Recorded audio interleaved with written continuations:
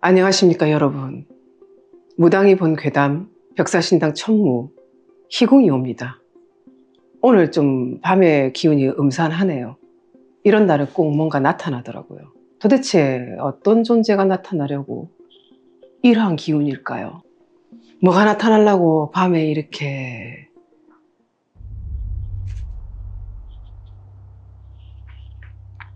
산자인가 죽은 자인가 입을 열라. 산자이옵니다. 산자라 하옵니다. 산자이옵니다. 안녕하세요 여러분, 희궁이에요. 안녕하세요, 혜령입니다. 반갑습니다. 우리 혜령사제는 살아있는 산자입니다. 전 아직 안 갔습니다. 안 갔어요. 갈 때 멀었어요. 묘한 걸 가지고 왔네요. 요것은 무엇일까요? 근데 잘 모르겠는데. 저희 위패 제사상에 올리거나 이제 돌아가신 분 망자를 위해서 기리는 위패입니다. 맞습니다. 위패지요. 이제 지금 우리 혜령사제가 들고 온 이 연자대라 그래요. 위패를 얹는 이제 연꽃 모양의 자대를 만들어서 이렇게 얹는데 연자대 위에 빈 위패가 꽂혀 있습니다. 오늘의 주제와 관련이 있는 물건입니다. 그렇습니다. 자, 오늘의 주제가 무엇일까요? 여러분은 아주 생소하실 겁니다. 오늘의 주제는 산 사람을 위한 제사입니다.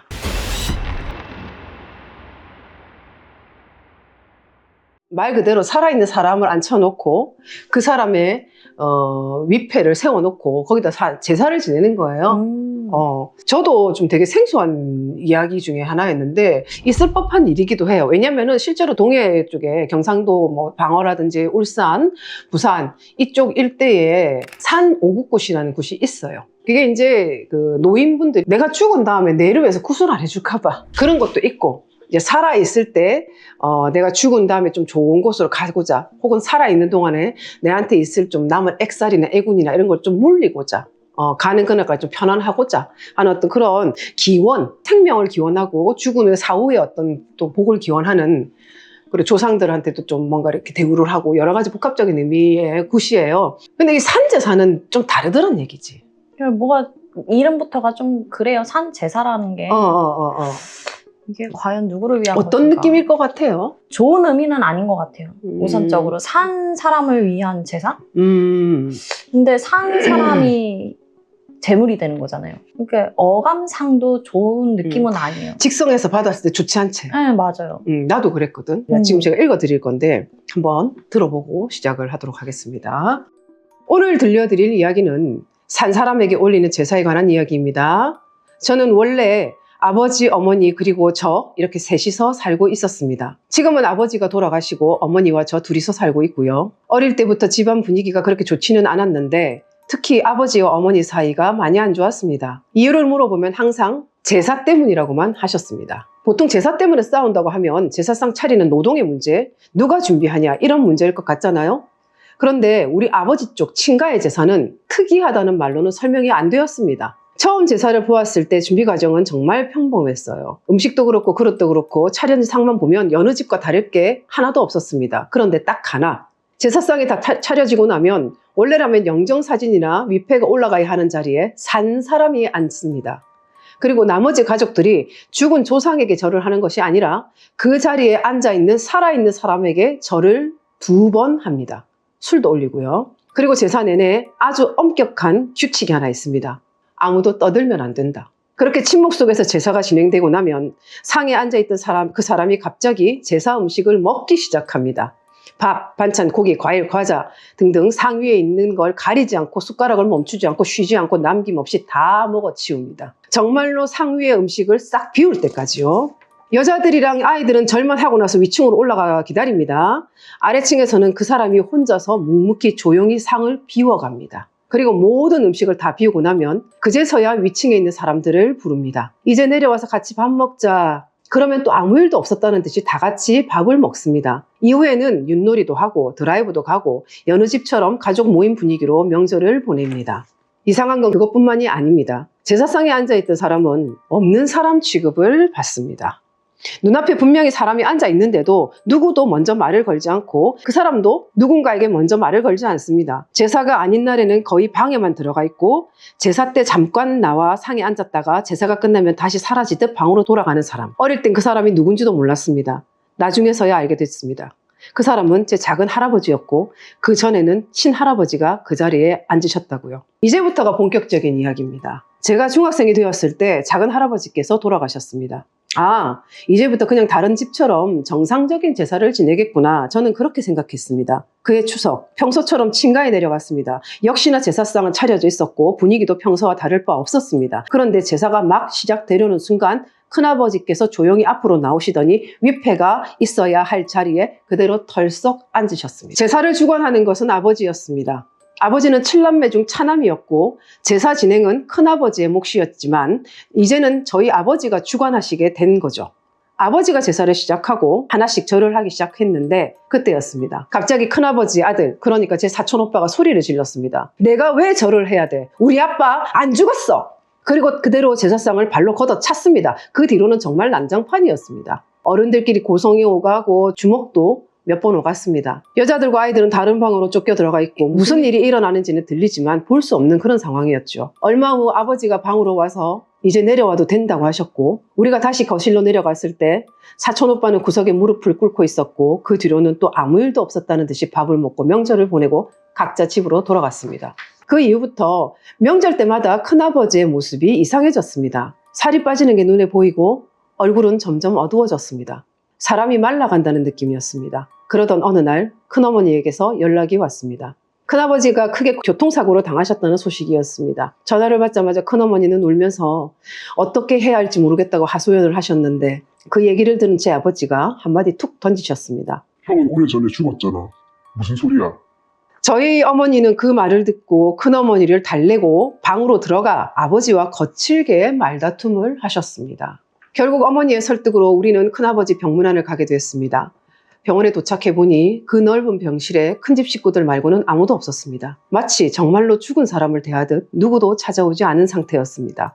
시간이 조금 더 흘러 또다시 명절이 돌아왔습니다. 여전히 제사는 이어졌고 큰아버지는 다시 그 상 앞에 앉았습니다. 이번에 보니 회복은커녕 더 수척해져 있었습니다. 살이 쏙 빠지고 눈빛은 퀭하고 차마 오래 보기 힘든 얼굴이었습니다. 그래도 제사는 시작됐습니다. 우리는 평소처럼 절을 했고 아버지는 평소처럼 술을 따랐고 큰아버지는 평소처럼 음식을 먹기 시작했습니다. 그렇게 상 위에 음식이 거의 다 사라질 즈음이었습니다. 갑자기 큰아버지가 고개를 젖히더니 토를 하기 시작했습니다. 그런데 그게 우리가 흔히 아는 욱 하고 소해내는 소리가 아니라 마치 몸 안에서 뭔가를 억지로 끌어올려 쏟아내는 것 같은 소리였습니다.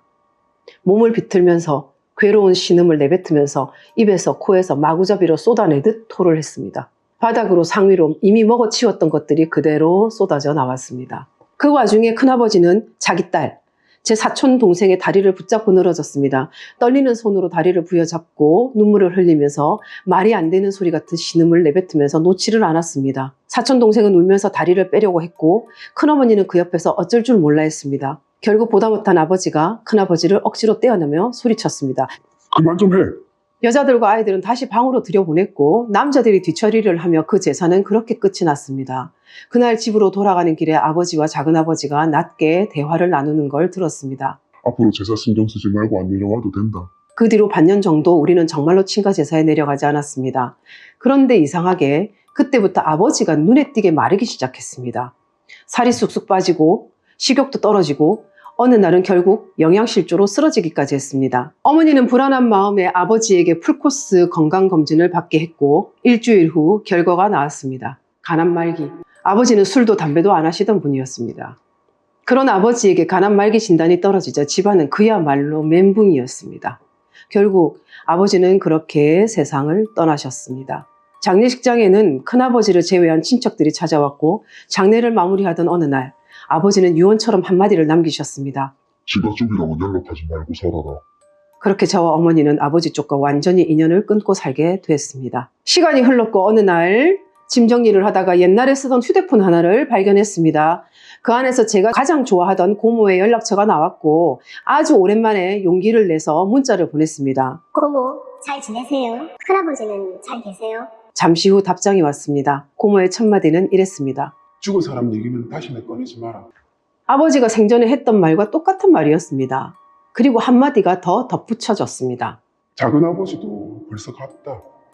저는 조심스럽게 물어봤습니다. 어머, 그 제사, 그거 도대체 뭐예요? 무슨 의미로 그런 걸 하는 거예요? 잠시 침묵이 흐른 뒤 고모가 말했습니다. 고모의 말은 이 네 줄로 요약할 수 있습니다.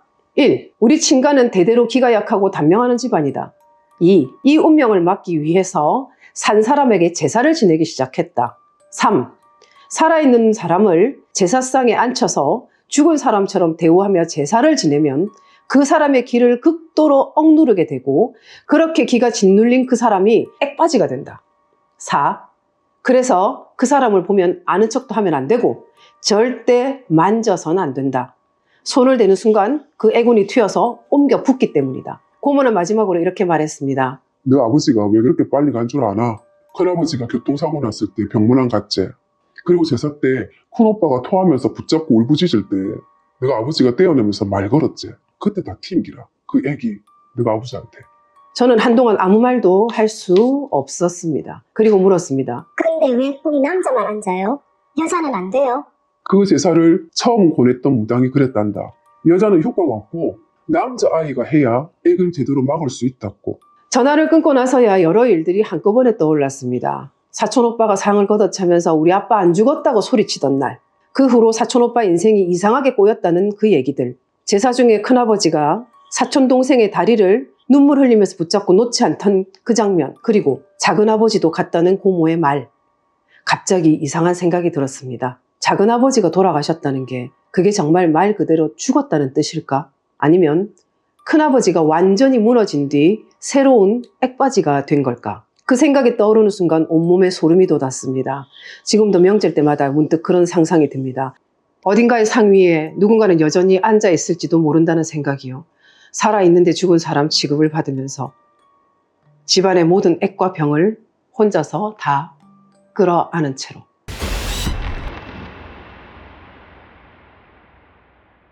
자, 어떻게 들으셨습니까? 해령사제. 긴 사연인데 저 정신 못 차리겠는데요? 너무 어리 빠져서 글을 듣는데 너무 이게 말이 되나? 나도 처음에 읽을 때 그랬어. 이건 진짜 말도 안 된다. 그리고 중간에 무당이 시켜서 했다는 얘기가 있어요. 그렇지. 그 무당은 도대체 어떤 생각머리를 가진 무당일까?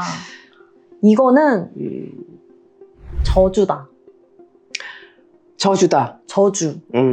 이거는 산자를 위한 게 아니다. 이거 어떻게 산자를 위한 거예요? 들으면서 너무 어리바지는 내용이고 울기가 올랐어 지금. 들으면서 너무 이거는 말도 안 된다. 이거는 무당부터 족쳐야 된다. 족쳐야 된다. 왜냐하면 나도 같은 생각인 게 뭐냐면 이 집안이 단명이란 말이지. 남자가 단명이다. 그러면 그런 집들이 있잖아. 꼭 남자가 손이 귀하다든지. 근데 그게 다 업장 때문이거든. 맞아. 어떤 벌전이나. 그럼 이 집안도 최초의 어떤 그런 시작점이 있을 거라고. 조상 벌전이겠지. 조상이 뭐 축생을 죽였다든지 누구한테 뭐 해를 끼쳤다든지 원한을 사서. 그때 그거부터 밝혔어야 됐고. 그리고 살아있는 사람을 제물로 봐. 이게 대수대명이잖아. 맞아. 말 그대로 대수대명이거든. 그냥 단방에 안 죽이는 것 뿐이야. 죽을 때까지. 피 말리면서 말려 죽이는 거잖아. 그걸 보는 가족들의 마음은 얼마나 아프겠냐고. 그 무당이 정말 공부가 덜 됐거나 사입이거나 허주를 모신 무당이거나 아니면 진짜 뭐 그거야. 이 방법밖에 없었나. 얼마든지 방법이 있었을 거라는 거지. 많죠. 얼마든지 굿을 통해서. 이런 경우는 굿을 통해야만 되는 경우지. 그래, 사대봉상이라고 하잖아요. 그럼요. 4대까지 그렇게 모시면서 뭐 만약에 진짜 이렇게 귀한 집이라면은 사대봉상 위로 지내는 그러한 사당의 절차를 밟으면서 만약 그렇게 귀했다면은 그렇게라도 했을 거야. 근데 그런 방법도 없이 산 사람을 갖다가 희생, 재물을 바쳐가지고 이렇게 이런 식으로 저주를 건다? 이거는 자기네들이 만든 저주예요. 어떻게 맞아. 이게 사람을 위한 거야? 그 무당이. 맞아. 인간적으로도 대단히 어리석었고 신적으로도 내가 봤을 때는 영빨이 신이 떴거나 허주가 들어왔거나 뭐 둘 중에 하나란 말이지. 오래 가는 것도 아니야. 그 앉아있는 사람이요. 만약에 정말 20년, 30년 제사를 당하는 거면 몰라. 금방 가잖아요. 봤을 때는 너무 마음이 아프지. 실제라면은. 어차피 금방 갈 거를 어차피 답령 그대로잖아. 뭐가 다르냐는 거야. 물론 뭐 이런 일들이 근데 없다라고는 말을 못 하겠는 거지. 암암리에 그걸 원하는 사람이 있고 그걸 해주는 사람도 있다. 고액이 오가면서. 그렇기 때문에 이 역시도 이거 너무 허무맹랑한 이야기야 라고는 말할 수 없다라는 거지. 그런데 이제 해령사제와 내가 화가 나고 울기가 났던 부분은 이 방법밖에 없었냐라는 거지. 이거 아무리 봐도 이거는 액바지라고 보기에도 참 힘들고 절차, 관례가 있어야지 그럼. 조상님들이 내려올 수 있는 부분인데 이거는 제사를 지내가지고 조상님을 부르고자 하는 게 아니라 그래. 산 사람은 말 그대로 안 쳐놓고 죽어야 저걸 쓸 수 있는 위패명을 안 사놓고 썼다는 거지. 그러면 일부러 사자님을 첨배하는 거나 다름이 없다. 그러나 죽을 때가 되지 않았기 때문에 사자는 오지 않을 거란 얘기지. 그렇죠. 사자가 뭐 오란다고 가라면 다 가나. 그러니까 어쨌든 비슷한 기운들을 내려올 수 있는 충분한 절차이기 때문에 그러한 부분들로 통해서 이거는 그냥 스스로 저주를 불러일으키는 거나 다름이 없다. 아무리 생각해도 이건 저주야.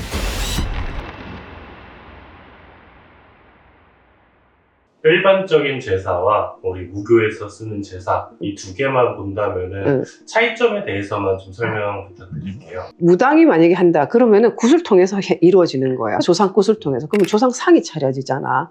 그럼 거기 이제 조상 위패 또 가중 위패가 올라가고 그런 건데 이제 다른 것은 그냥 상만 차려놓고 위패 받아가세요가 끝나는 게 아니라 그 댁 조상을 우리가 실어서 뭔가 말씀을 전해드린다는 거지. 그 차이지. 맞아요. 그리고 무교에서는 3년만 잘 지내면 그 다음에는 없어도 돼요. 죄라는 게. 그 정도로 강력해요. 무교의 죄는. 처음에 돌아가시고 나서 1년 진진옥이 들어가죠. 두 번째 들어가죠. 진옥이 들어가죠. 세 번째 탈상. 탈상까지만 제대로 해드린다면 그 이후로는 괜찮습니다. 오히려 제사 안 지내도 된다고 얘기를 해드려요. 그렇다고 또 안 지낼라. 백중 같은 경우 챙겨드리면 좋아요. 그 기일날 제사를 지내지 않더라도 왜냐면 워낙 강력하게 닦아드렸기 때문에 신의 원력을 빌어서 닦아드렸고 사자를 잘 모셔드렸기 때문에 사자 기운도 싹 걷어가지고 가중이 깨끗하게 오히려 정화가 된다고. 그 3년 동안 잘 모셔주기만 하면은 망제를. 그래도 그 이후에 그럼 뚝 끊냐? 그것보다는 1년에 한 번 음력으로 7월 15일 백중날이라고 있습니다. 굉장히 썰들이 많아요. 뭐 불교에서 말하는 백중이 다르고 유교에서 말하는 백중이 다른데 통칭해서 말해드릴 수 있는 거는 그날은 모든 제사를 못 받으시는 가중에 뭐 태중에서 떨어지신 분, 뭐 객사하셔서 가신 분, 어려서 가신 분, 자손 없어가 제사를 못 받아 자시는 조상님들까지도 다 오셔가지고 그냥 잔치밥 같이 드시는 날, 조상 잔칫날이에요. 그래서 백중은 죽은 자를 위한 날, 맞아요. 칠석은 산 자를 위한 날. 그렇게 보시면 돼. 그렇게 백중 1년에 한 번이에요. 한 번이니까 그런 것들은 연년이 챙겨가면 참 좋지. 좀 행사할 때 전날에 꿈을 꾸시는 분들도 되게 많아요. 그리고 하고 나서도 꿈 그럼요. 꾸시고. 하고 나서 연락 오시는 분도 많고. 그렇죠. 이렇게 해서 할머니를 봤어요. 이분 저 할머니일까요? 할머니 맞아요. 그리고 어쩔 때는 뭐 희궁이 신도라면 희궁의 모습으로 빌어서 그 꿈에 나타나신다든지 우리 해령사제 신도님이면 해령사제 모습으로 나타나신다든지 어쨌든 꿈꾼 당사자가 희궁쌤, 해령쌤 모습으로 나타나지만 누굴 것 같다라고 감을 잡는 어떤 그런 기운을 준다고. 그럼 물어보겠지. 그럼 우리는 바로 또 받잖아. 그럼 얘기해주고. 이렇게 굉장히 선 피드백들을 많이 줄 수 있는 일들이 벌어지더라는 거지. 우리 보고 뭐 꼭 하라 이런 얘기라기보다는 어디에서 하든 잊지 말고 챙겨가라 이 말인 거라. 차이점은 이렇게 될 것 같습니다. 그죠? 그렇지. 무교의 제사와 그 일반인들이 지내는 제사가 이렇게 차이가 있어요.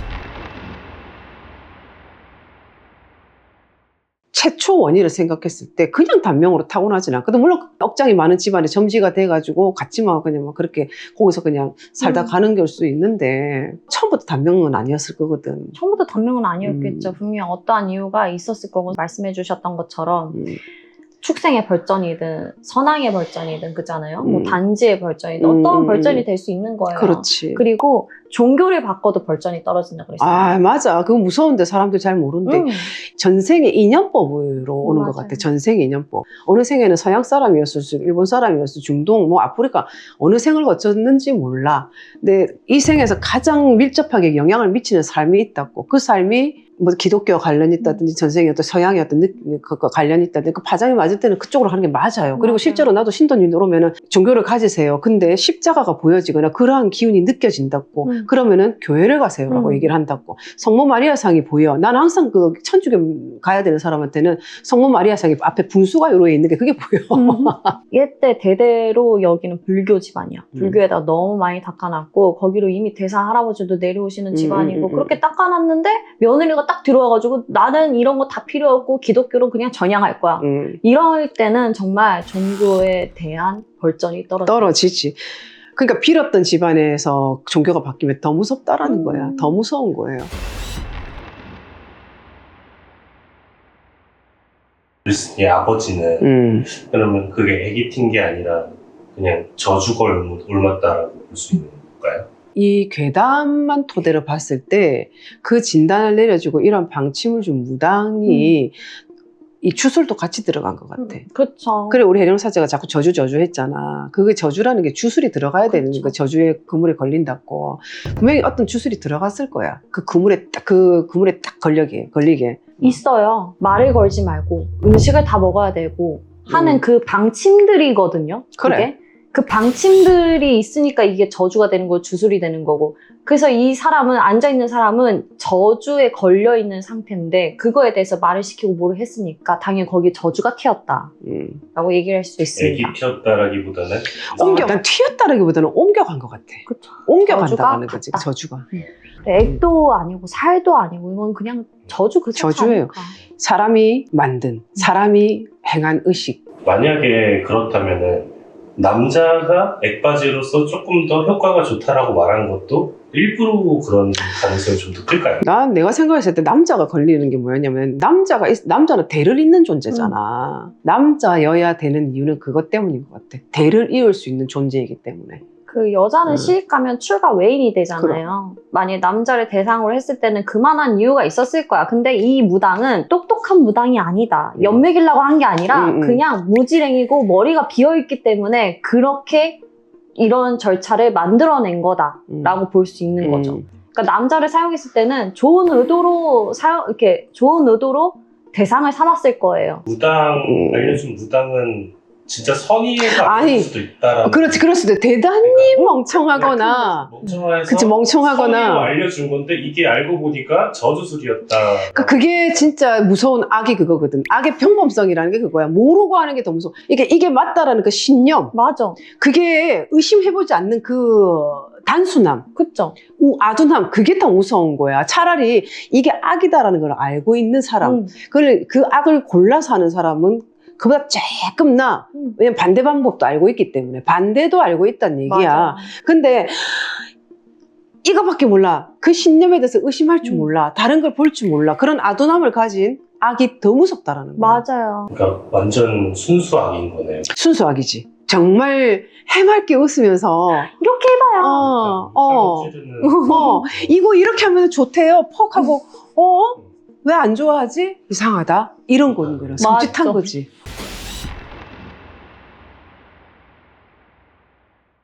상담을 하는데 여성분이었어요. 여성분이었고 나이대가 조금 있으셨고 그리고 생년월일 받아줬고 신령님을 청대하는 순간 그 사람이 아닌 거예요.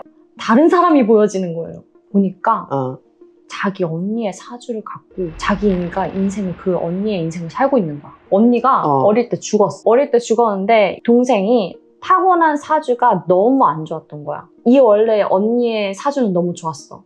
부모님이 이 동생을 언니의 삶을 살게 한 거지. 그래서 난 너무 소름 끼치는 거예요. 그때 너무 소름 끼쳐가지고 이게 뭐지? 근데 자기 거 마냥 이게 사주를 내놓더라고. 그러면 그분의 삶은 평탄했나? 안 평탄했죠. 했으니까 왔겠지. 그럼요. 일이 비해 언니가 따라 들어온 건데. 어쩌까. 언니가 그래 사주가 좋게 타고났다 진짜. 좋게 사주를 타고난 사람이 어릴 때 갑자기 그렇게 비명에 가버리나? 그러니까. 그 역시 좋은 사주가 아닌 것 같은데? 맞아요. 근데 도대체 무슨 근거로다가 사주가 좋다라고 판단했는지 난 그게 궁금하고 남의 사주로 이 동생이 살게끔 했단 말이야.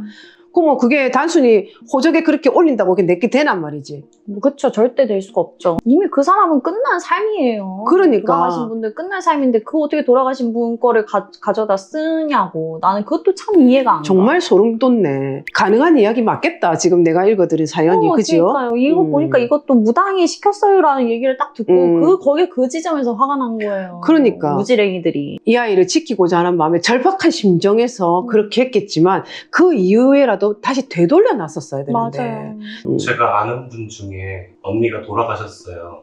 활동을 하는 건지 바꾼 건지까지는 모르겠어요. 근데 대외적으로는 언니 이름을 쓰고 있거든요. 그 같은 경우에도 좀 재수가 아니고 안 좋죠. 좋지 않지. 왜냐하면 의도가 분명하잖아. 맞아요. 그런 경우에는 그 기운이 설이지. 완전 다른 거지. 이름을 바꾼다 해도. 기리기 위한 의도였어요. 그게 오히려 더 안 좋겠다. 안 좋은 기운을 자기 부르겠다. 스스로 그렇게 바꿨다고? 혹시나 이 방송 보고 계시면 빨리 가서 이름 되돌려 놓으세요. 근데 이미 기운 탔겠다. 그러니까. 무당이 나오는 그런 거는 기계환, 주술, 비법 많이 나오거든요. 있어. 많을 거라 생각합니다. 아마 대부분이 그럴 거예요. 내가 액바지가 됐다. 내가 액바지가 됐다. 근데 어? 다시 질문해 주실래요?